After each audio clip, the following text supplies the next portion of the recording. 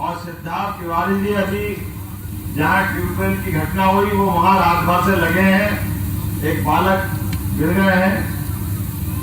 श्री नरेंद्र तिवारी नरेंद्र प्रजापति जी विधायक मनगांव, यहाँ है ना विधायक जी? आप लोग मैं नाम बोल रहा हूँ, ताली वाली बजाने में थक गया लगता है। मैंने इतने सारे नाम पढ़ दिए, मैं सोच रहा अब बजेगी अब बजेगी अब बजेगी, लेकिन ताली है कि बजती ही नहीं, समझ में नहीं आता क्या हो रहा है। जोरदार ताली बजाओ पूरे मंच के लिए। श्रीमती प्रज्ञा त्रिपाठी सहित पूरे मंच के लिए जोरदार तालियां बजाओ। और एक युवा हमारे मंडल अध्यक्ष है ओम प्रकाश, विजय सोनी, पुष्पराज सिंह, सभी के लिए पूरे भरे मंच के लिए जोरदार तालियां बजाओ। एक दुखद घटना जरूर हुई अपने जिले के अंदर, गांव के अंदर। ये जो ट्यूबवेल चलाते हैं और ट्यूबवेल चलाते हैं तो सूखे ट्यूबवेल में हमारे एक आदिवासी भाई का बच्चा गिर गया। मैंने प्रशासन को लगाया, माननीय राजेंद्र जी वहां होके आए, रात भर से टीम लगी है।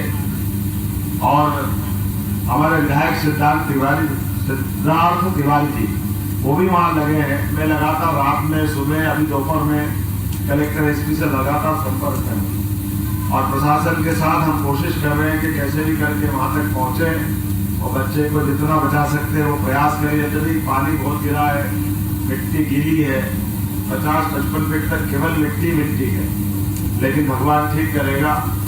आप सबसे मैं निवेदन करता हूं कि परमात्मा से कामना करें हमारा बालक ठीक से बाहर आए, और साथ ही साथ अपने आसपास के ऐसे कोई भी ट्यूबवेल हो जो सूखे हो, जिसमें कोई गिरे, तो हम सब सावधानी रखें। आप उसका ढक्कन लगाएं, बंद कर दें। अगर आपको कोई कठिनाई आए तो जिला प्रशासन से भी मैं आदेश दे चुका हूं कि आप अपने प्रशासन की मदद लो, प्रशासन भी मदद करेगा। कुल मिलाकर किसी का भी बच्चा बच्ची में कोई अनहोनी होती है तो अनहोनी किसको पसंद होगी। हम तो परमात्मा की दया से बदलते दौर में आज के इस अवसर पर लोकतंत्र के इस महायज्ञ में आहुति देने के लिए मैं रीवा जिला में आया। और जब रीवा की बात करता हूं तो रीवा की बात करते मेरी जवाबदारी दोहरी हो जाती है। आपकी ताली बताती है कि आपने मेरा संबंध समझ लिया, मेरा दोहरा रिश्ता है। मेरी अपनी, ऐसा कहते हैं कि दो भुज आदमी अपने जन्म से होता है और जब विवाह हो जाए तो चतुर्भुज हो जाता है। ये हम सबके लिए अपने संस्कार की विशेषता। विवाह के बाद हमारा अपना जीवन एक अलग दौर में पहुंचता है और ये परमात्मा की लीला है। आप जिन हनुमान जी को लेकर के स्मरण करते हैं, हनुमान जी का जीवन अपन देखें, हमारे अपने जीवन में भगवान राम को स्मरण करें, भगवान राम के विविध जीवन के अलग अलग पक्ष को स्मरण करें। और हम सब देखें कि भगवान राम जिनने अयोध्या में महाराज दशरथ का जन्म लिया, महारानी सीता से विवाह रचाया और भगवान के कदम कदम पर जीवन के अलग अलग पक्ष में जो उनने रिश्ते नाते अपने जीवन के विभिन्न संबंधों को निभाया, इतना अद्भुत लगता है। भगवान राम अपने आचार्य के कहने पर जंगल जाते हैं विश्वामित्र जी के साथ और उस समय की सारी कठिनाइयों के लिए अपने जीवन पे दांव लगा के महाराज दशरथ के नन्हे मुन्ने सुकुमार भगवान लक्ष्मण, भगवान राम को केवल अपने आचार्य के कहने पे पहुंचाया। कितनी उदात्त तो संस्कृति है अपनी हिंदू संस्कृति, सनातन संस्कृति, जिसकी धाराएं देखो तो ऐसा लगता है कि बात करो तो अपन गंगा स्नान हो गया। अपने आप में परमात्मा ने हमको भाव स्नान करा दिया। भगवान राम की तो कदम कदम के कहना ही क्या है, ना केवल अत्याचार से राक्षसों से मुक्त किया, बल्कि पराक्रम पुरुषार्थ के बलबूते पर जनक सुंदरी महारानी सीता को वर्ण करके अयोध्या लेकर आए। लेकिन भगवान के राम के जीवन में कष्ट कितने हैं, लेकिन कष्ट की पराकाष्ठ के बाद भी अपने एक एक रिश्ते को तो निभाकर भगवान राम ने सिखाया। हमारे सबके लिए सदैव प्रातः स्मरणीय वंदनीय पूरे देश को ऐसे ही नहीं है।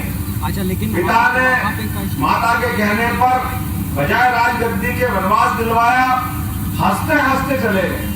कोई और देश होता कभी ऐसा उदाहरण मिल नहीं सकता, लेकिन भगवान राम ने सहजता के साथ वनवास की तरफ कदम बढ़ाया। बड़े भाई आगे बढ़ रहे हैं वनवास की तरफ, छोटे भाई का तो कुछ नहीं था, लेकिन बड़े भाई के सुख में, बड़े भाई के दुख में बराबरी से रिश्ता रखने के लिए लखनलाल भी साथ हो गए। वो दोनों जा रहे हैं आगे बढ़ते बढ़ते। माता सीता ने कहा कि मेरे पति परमेश्वर जहाँ जाएंगे मैं कैसे यहाँ रह सकती हूँ। सीता जिसके अपने पैर के नीचे कभी नंगे पैर जमीन पर रखने का मौका नहीं मिला, लेकिन ऐसी माता सीता ने भी वनवास की तरफ हंसते हंसते अपने कदम बढ़ाए। ये हमारी संस्कृति है और हमको मालूम है अयोध्या को छोड़ने के बाद भगवान राम के लिए जीवन का सबसे अच्छा समय क्या गुजरा, तो रीवा सतना के अपने इस क्षेत्र में गुजरा। इसलिए आपको प्रणाम करने की इच्छा होती है। भगवान राम का एक जीवन अयोध्या का अलग प्रकार का था, लेकिन जैसे ही वो विंध्य के पर्वतों पे आए, मंदाकिनी के किनारे इस चित्रकूट पर्वत के क्षेत्र के अंदर भगवान राम का एक अलग ही रूप दुनिया ने देखा है। आने के पहले वो एक अपने महल में रहने वाले सुकुमार के नाते से जाने जाते थे। उनका जीवन अलग प्रकार का था, लेकिन इस जंगल में आने के बाद कदम कदम पर जीवन की आने वाली कठिनाइयों पर विजय करने का मन का संकल्प दिनों दिन उत्तरोत्तर बढ़ता गया, इतना विराट हो गया, इतना विशाल हो गया कि माता सीता का अपहरण हो जाए तब भी एक बार उनको अयोध्या की सेना याद नहीं आई। अपने ऐसे ही वनवासी आदिवासियों के भरोसे राजा राम ने इतने बड़े महाशक्तिशाली रावण को भी परास्त करके दुनिया में अपने पराक्रम का झंडा गाड़ा। ऐसे विचारवान, उदात्त विचार के धनी और जिनके जीवन काल में मनुष्य को मनुष्य, जिनकी हम जय जयकार करते हैं, लौकिक दुनिया से लोग उनको वन्य जीव समझ सकते हैं, लेकिन हम तो जीव मात्र में परमात्मा देखने वाले लोग हैं। हम तो जीव मात्र में प्रकृति में, पहाड़ में, नदी में, वनवासी, आदिवासी, कोई भी जीव हम देवी देवता के रूप में मानते हैं। और हमारे हनुमान जी तो रामायण हनुमान जी के बिना पूरी हो सकती है क्या? भगवान हनुमान जी के आप यहाँ पर आराध्य हो, आप जय जयकार करो हनुमान जी महाराज की। क्या हनुमान जी का जीवन है, कितना आनंददायी जीवन है।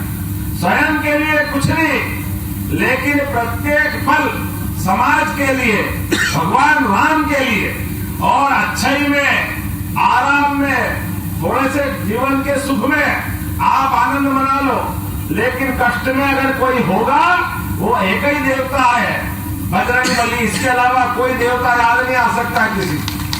भूत आ जाए, पिशाच आ जाए, डाकिनी, साकिनी, जो नाम बोलना चाहो, सारे कष्ट जितने आ जाए तो हमारे कष्ट हरण देवता के नाते से एक ही आदमी को जानते, एक ही देवता को जानते, जिनको हम प्रणाम करते हनुमान जी के नाम पर।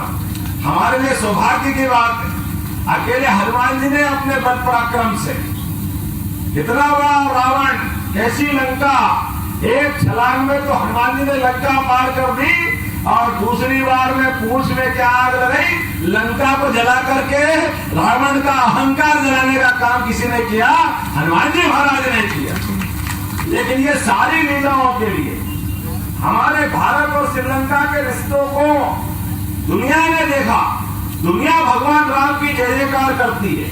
हमारे यहाँ 142 करोड़ देवी देवताओं के रूप में ये जो वन्य जगत है हमारा अपना, उस जगत के अंदर मानवता को सच्चे अर्थों में स्थापित करने के लिए प्रभु राम से हमारा ऐसा तादात्म्य मिला कि राम राम से शुरुआत होती है, जय श्री राम से अभिनंदन होता है।